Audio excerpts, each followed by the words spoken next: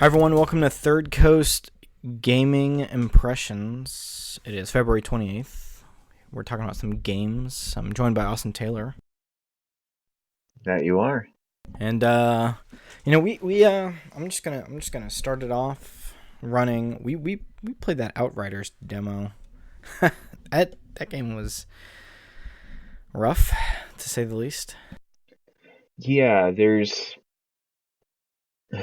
yeah, like on a technical level as well as just trying to deal with the tone, it was a pretty rough time. Yeah, there was a really good take on Twitter that was just like, yeah, this feels like a 2012 video game, and I was like, that hits the nail on the head. Maybe not a Mm, 2012 game, but like an like early PS4 game, 2014 maybe.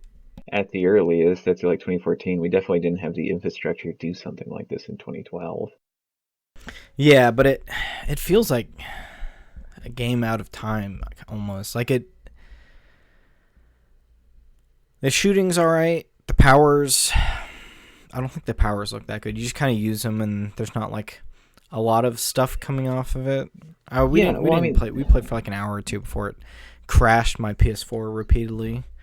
yeah, so like Outriders, the sort of gist of it is you're a colonial expedition going to some planet named Enoch, blah blah blah. It's bad colonialism stuff.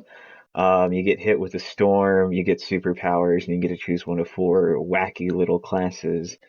Because now you're an altered, and you can choose to be a technomancer, which is a gadget fella. You can be a pyromancer, which is a fire fella. You can be a trickster, which is a ghost blade wielding fella, and you can be a devastator, which is a ground pounding rock fella. Yep, they had rocks. I chose the rock person, and my super was to give myself armor Yeah. to make So you have myself take more hits. I was like, all right, thanks. Yeah, so like you get three abilities that you unlock like during the first three level ups of that game. And like from what I played, because I played as the Trickster, Pyromancer, and Technomancer, the Trickster is the only one of those classes that I can say like I got from the get-go. Yeah, and to say this is like a people can fly game, which is Yeah, they did develop Bullet Bulletstorm, Storm and what Gears Judgment, I think. Judgment, yeah, the Baird, Baird. the Baird Gears of They War they spinoff. made a Baird spinoff. Yeah, so like I mean the shooting is okay. Like the thing about it is it wants you to play like Outriders wants you to play as this very aggressive style where you are running around the map and gunning at everyone. And the problem is it keeps spawning enemies all over the arenas you fight in. So you're always going to be getting hit. So the only like class I played as where I can really say I felt like that style of play was efficient and viable was the Trickster class because the thing about these classes is you gain health back. You have a health bar, and as you take damage, it goes down. So like every class earns health back through various acts in play. Like the Technomancer earns like a point of health back for every point, like every hit they do, right? Whereas the Trickster earns health back by killing enemies in close range, and all of their abilities are about getting in close with people and doing an insane amount of damage. Yeah, and I don't know. It's fine ish. I okay, so I got a Series S. We'll talk about that in a bit, but like Yeah. that game does not look good on a Series S. I was hopping around like GTA 5. Like I'm pretty sure that's just the Series X or the 1X version of GTA 5 that's just like running on my Series S, but that game looks way better than this I does. mean, This game that's comes out in a month, is what we were saying, like right? Like April. it comes out April 1st. Like the thing Is that an about April like Fool's joke? GTA is still a technical feat that exists because the studio has resources that no one else does. So like I understand like GTA 5 came out in 2013 and was updated for like Xbox One and PS4 in like 2015, I want to say. But like I don't think that's a fair comparison Well, I mean, specifically towards it was people can 5 years fly. ago. I mean, it yeah, still but looks better. again, no one has those resources. No, but development changes. We don't have to get into the Yeah, weeds in this one, but I played a bunch of other games, and I don't think I mean, this I'm not game saying is it looks particularly good. pretty. No. Like, I'm not saying Outriders looks good. It's a very drab and like very like ugly game in a lot of ways. But that's the aesthetic they want to do. Yeah, I just like the environments don't look good either. Neither do the No. abilities, but like I don't know. I thought like I don't think this is something I would play for $70, but if you there is like a similarity between Gears of War and the combat because it's, the same team who did Judgment, that this is close enough to like Gears of War, and it's a little bit like I got some Division third person shooting vibes off of this too, just because like it's just reminding me of the cover system. But there is something here for people. If you have a Yeah. PS5 and you have nothing else to play, maybe they'll pick this up. But I don't know. I'm Yeah, like I mean, curious when this game comes out. I'm curious to see how long this game is, because if this is an this is like has RPG elements and it's a shooter, and it seems like it has like a kind of big enough open world. If this game is really big and like a 60-hour game, it might be worth it. But if this is like a 20-hour experience, I don't know. I mean, like the time to value equation is a tricky thing. Like the end of the demo, uh, once you get to like that quest where you go to your friend who is going to take you to a different location, advertises at least 35 hours of play within its main Yeah. narrative. And like the thing to note here is that, I mean, at least within the demo, I'm not sure if the structure is going to stay within like the main game, but like quests are very easily replayable. It is Yeah. kind of what they want you to do. Like within the demo, every side quest that you're going to run into is like still replayable, and you can just walk over there on the map. And Um, I will say that the matchmaking was pretty easy. Or not the matchmaking, but when you or I went to an area to start a mission, it would just be like, it would pull up a screen that was like, hey, do you want this other person? This other person can join right now, vote to join right now. And they would just instantly travel to where you are and start the mission. Yeah, like it lets you vote to just immediately skip into an area, which is good because a lot of this game is skipping into different areas. Like we say like open world, it's not really, right? Like the biggest area in that game is the front line or the trenches, right? Because this game kind of wants to evoke like some sci-fi World War One looks going on here.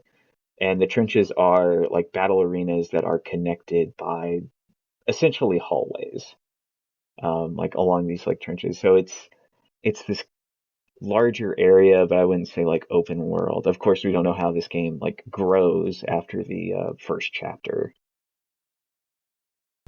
but within this demo, it's not like big. Yeah, and for comparison, like a game that is like trying to ape the same like looter shooter stuff is like the Division 1 and Division 2 are both about Division 1's 22 hours, Division 2's 26 hours. I'm hoping this comes in at around that or a little bit more.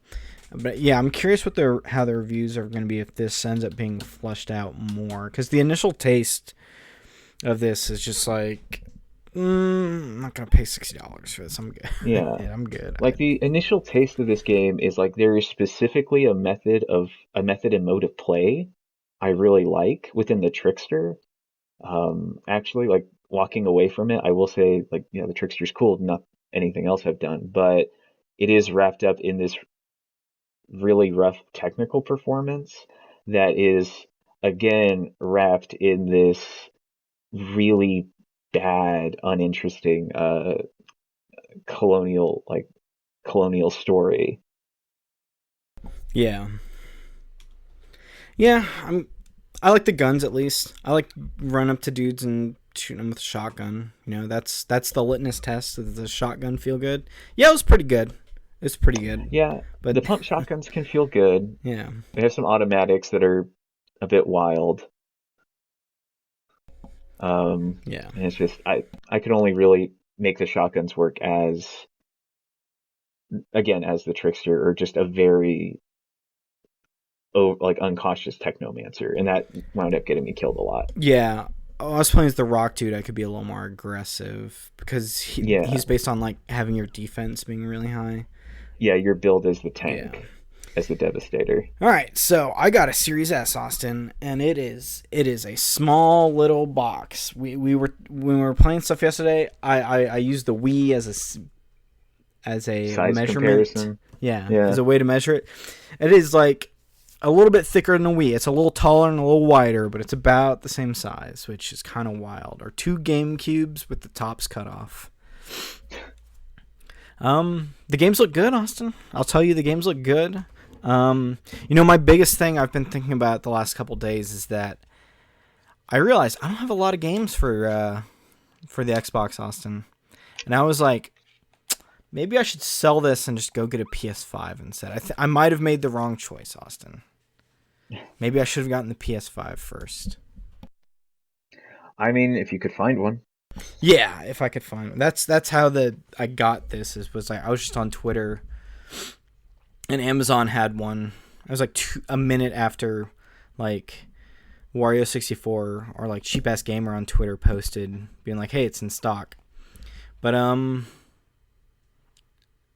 after looking at that like state of play, just being like, "Oh, I want." What were those two games? I can't remember. I mean, Final Fantasy VII. There's the one by the Absolver team, Sifu. and then what was the other one? Returnal. It's like, yeah, those are two games I want to play really badly, along with like Astrobot and Ratchet and Clank, Spider-Man, replaying the Final Fantasy VII with that DLC, and then this Solar Ash. On Xbox, it's like, oh, Halo Infinite will come out. That's like the only thing I can think of coming out for Xbox on like their first party stuff. So I don't know, but it plays 360 games really good, Austin. I'll tell you that. Yeah, I mean that's the idea, right? Like this is the attempt. Like I don't think it can hit like the entire 360 library, but this is kind of the attempt to make a platform for all of Xbox. Is what these consoles have been billed as. And it's doing pretty well so far. So for February, the games with gold game was Lost Planet 2. And I played a shitload of Lost Planet 2. This was just on the 1S. But I played a little bit on the Series S too. That game is from, I think it was 2011. I think it was 2010. That game was doing this. Yeah, 2010. That game was doing the weird co-op stuff that if I think it had come out like 4 years after, in 2014, this game would be like a Destiny like. So it has the co-op. It has a bunch of different builds that you're making. You don't have like ultimates or anything. But as you're playing the game, you are unlocking abilities to change the way that your pilot basically works. So that you have like I had abilities that would make when I'm getting in a Vitality suit or a VS, which is the mechs in this game, that I'm using less T energy, which is kind of like this heat system that Lost Planet uses, that you can use it to bring your health back, and it's like for the cold and stuff. When you're in icy areas, your suit is using T energy to help you live. And you're fighting all these insects and stuff in Lost Planet, but some other abilities I have is like you have it'll let you pick a different starter grenade, because there's like 5 different types of grenades you can pick up in the levels, where it's like a plasma grenade that will shock enemies and stun them. There's like an electricity grenade that'll stun the VS suits. There's regular grenades, and there's like a disc grenade that you throw. And then there's like a sticky grenade that'll stick to enemies, which is really good for bosses when you're hitting their weak points. You'll just chuck them at it. And then there's like every weapon slot. So there's like a shotgun weapon slot, a machine gun, a sniper rifle, and a rocket. And as you're playing the game, you're getting these, like, it looks like a loot box, basically, that the bosses will drop. So you get a bunch of those whenever you do something. Like, when I killed a boss, it would spawn 20 of them, and you'd have to go run and catch them all. And you'd have a slot machine, and you would pull out, like, an assault rifle 2, which is a closer range, but the fire rate is faster. Or you get a revolver for the shotgun slot, that instead of using a shotgun, you could use a revolver. Or it would have like an RPG that would like fire faster with a bigger explosive. And a bunch of different stuff. So every slot has about 5 different weapons in it. So like when I played this game originally, I played it for about like 6 months trying to get every weapon in the slot and run that slot machine until you get everything in the game, pretty much. Because I was just replaying the campaign stuff over and over again, which is basically what like the Destiny loop ended up being for me on like PS4. Where I hope Capcom is making so much money right now with like Resident Evil and Devil May Cry and Monster Hunter, that I hope this is something that they come back with, like some kind of co-op thing.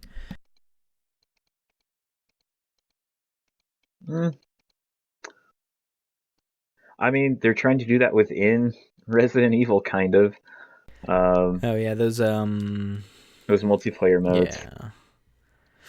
Yeah, I don't know if they're ever gonna like make another Lost Planet.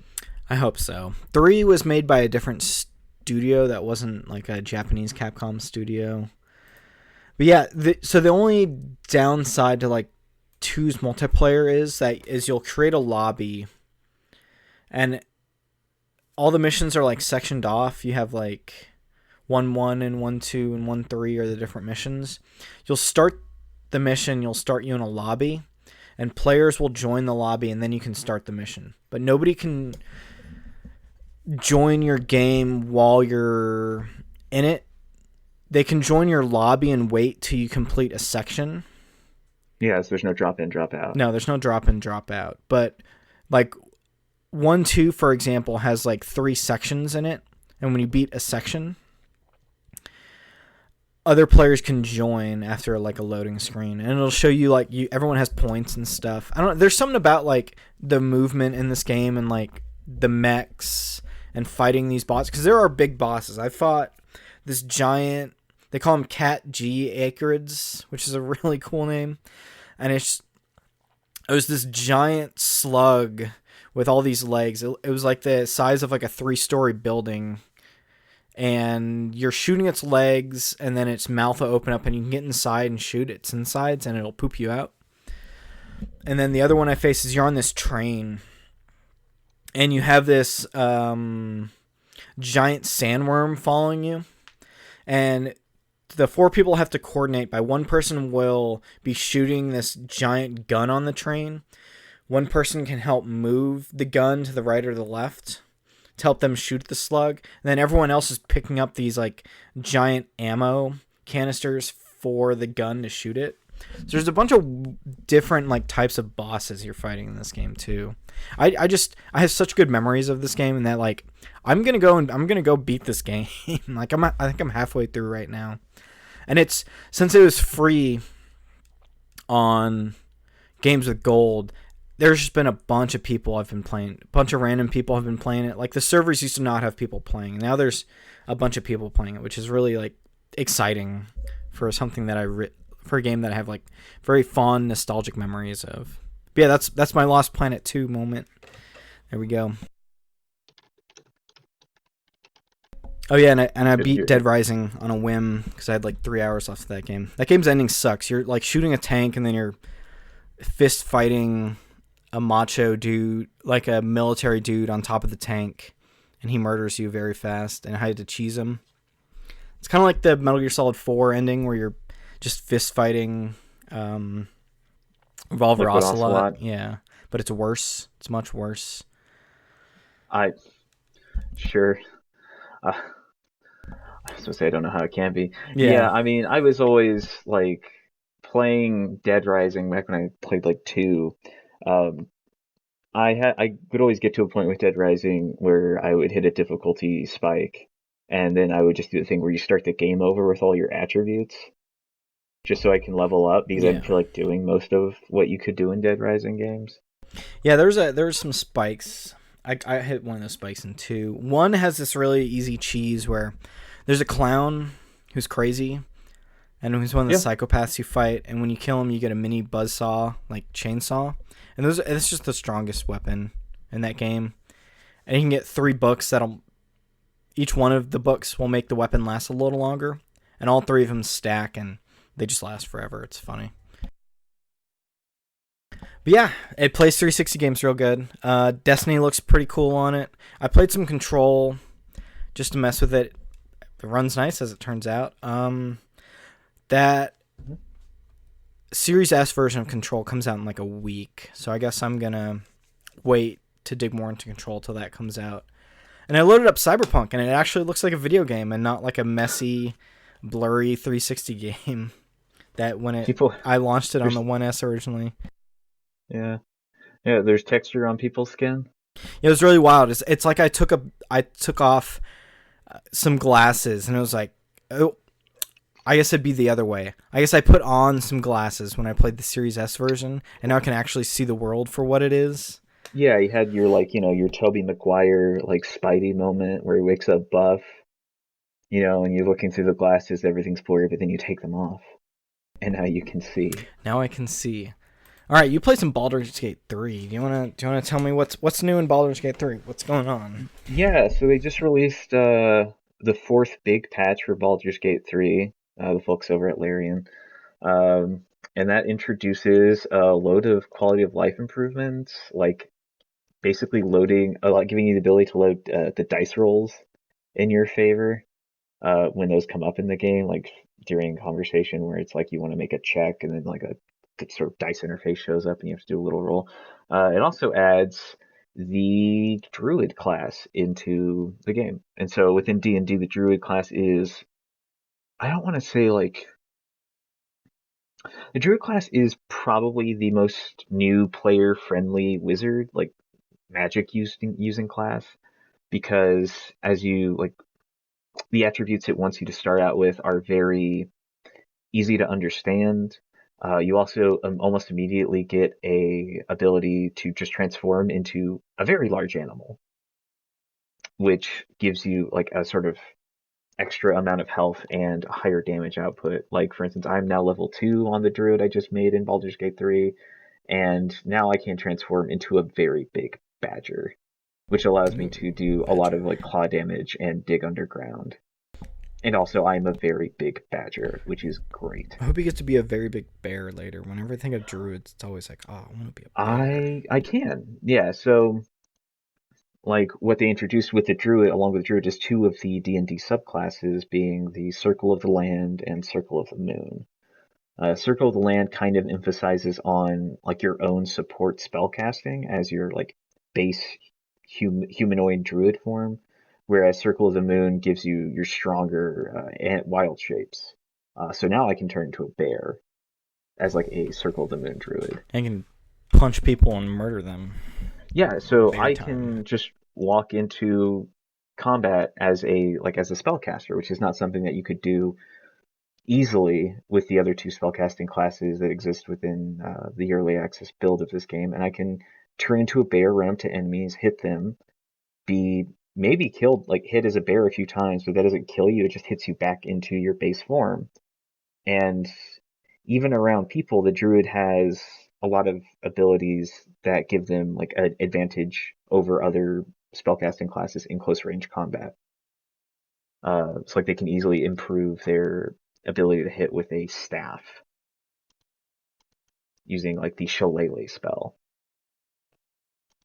which is not something that like wizards have access to. Yeah, and then that game always seems cool. Oh, Seems cool. yeah, it's like with the quality of life improvements and the general improvements to a lot of the game's cinematics. It's just a lot easier to get through than the original build. Like they this was in an update a while ago, but now everyone jumps after you. Like when you jump over a gap, your companions will follow you instead of you having to switch to your companions and have them jump over manually, which is great.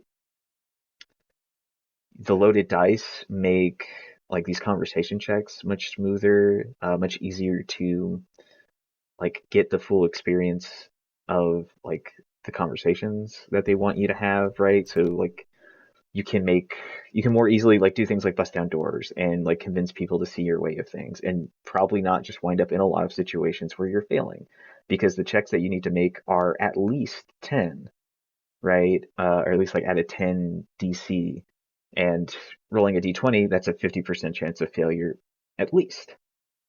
Not to mention if you have any negative modifiers like poor attribute scores, which is pretty hard to not kind of have if you want to have like really good scores at the start of the game, considering that Larian only lets you like manually move around like 27 attribute points out of the grand total that they give you. It's like you're making a nice DM, is the way I think about it in my head. Yeah, like they want to be a bit kinder that, and that's good because the whole experience of these games, specifically Baldur's Gate, is like you couldn't get a DM, like you couldn't get like a group together to do this. Um, so when it's just you by yourself playing one of these games, it's so much better to be able to ensure that you're going to get good results, and the game's not just going to continually frustrate you. That's cool. Baldur's Gate 3 in early access continues to wow. I'm really glad they just like threw it out there in early access and they're just trying a bunch of different things and Yeah, I will say the this game is evolve and stuff. it is better than like releasing the game and then a year later, here's the definitive edition. Yeah, facts. And you played Project Triangle Strategy. Did I say that right? That is Yeah. indeed what it's called, From which the is this being Octopath Traveler team. It was the demo that came out for that game from the Nintendo. What was that called? direct. Direct. Yep. Yeah, back How's it? earlier How's it this month. going? How's it going? It is a wall of fantasy nonsense as soon as you enter that game. Like, it is a game where you play as a minor house in a kingdom that I guess is being taken over by a bad kingdom, Oh no. and you have to protect the prince of the good kingdom who just got taken over. You're subdued. Also, like, you're betrothed to the youngest daughter of the bad kingdom, and she's actively helping you like fight her family. So like she's kind of dope. How dare But she? from that demo, I don't get it. Like I don't get any of the fantasy nonsense that's going on here, but I do get its tactics and gameplay, which is some pretty sweet stuff. And it's some good stuff, yeah. Yeah. You sort of immediately start in this really perilous like encounter on a bridge with overwhelming enemy forces, and the game like precedes this encounter with like, hey, so for this demo we're kind of gonna be mean to you. We're gonna hurt you, and it's okay because it's just the demo. So you start this combat encounter, you have like 6 dudes, you have your soldiers, your mounted soldiers, archers, rogues, and support wizards and such.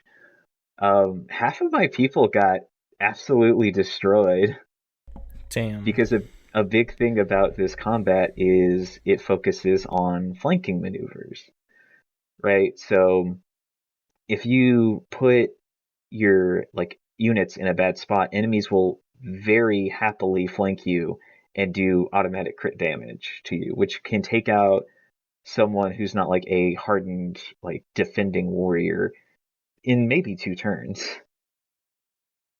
Like there's a rogue you get, and she has some really great passive abilities that make her really useful in this kind of scenario for like doing backstab damage and such. But you want her to get close to enemies, but if you get her too close to a cluster, they're just going to surround her completely, and within a round, she's already half dead, if not fully dead. It's wild. Seems like a lot. I have never been good at those tactics games. This is like a much closer to like a Final Fantasy tactics than like how Octopath Traveler is, right? Yeah, because I think I didn't play Octopath Traveler, but Octopath is more of like a JRPG, right? Like a traditional turn-based JRPG. Correct. Yeah, so like using seven as my like the original Final Fantasy VII is my only frame of reference for this type of deal.